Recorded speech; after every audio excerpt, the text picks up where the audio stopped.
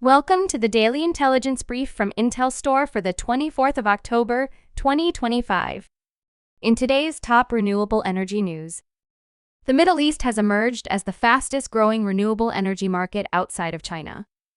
This is a step in the right direction, as it points to a profound and strategic shift in the region's energy policy. This shift did not occur overnight. The past decade has witnessed a great transformation, as several governments, companies, private sector actors, and investors have recognized the multifaceted benefits of adopting renewable energy. Latin America and the Caribbean raised their renewable generation rate to 71% in June 2025, according to OLADE.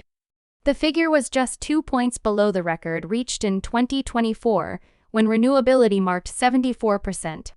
Fossil sources decreased their share by a greater share than renewables, raising the overall renewability index.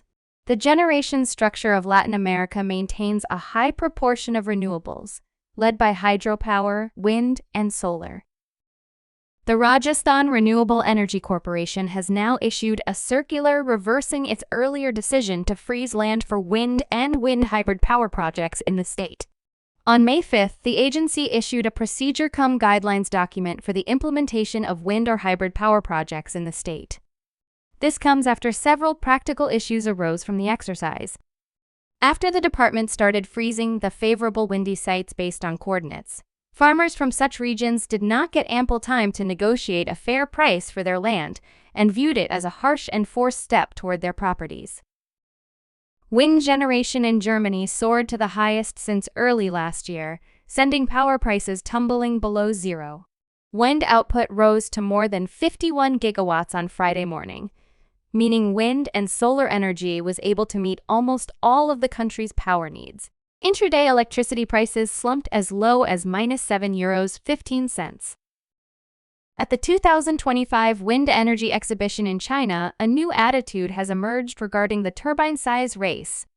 Quote, "Not so big" has become the consensus of the industry.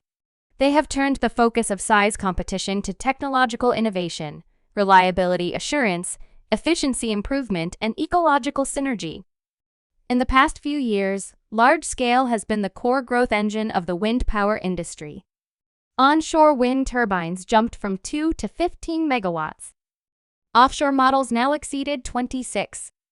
Data shows that for every 1 megawatt increase in nameplate capacity of the wind turbine, the LCOE can be reduced by between 8 and 10%.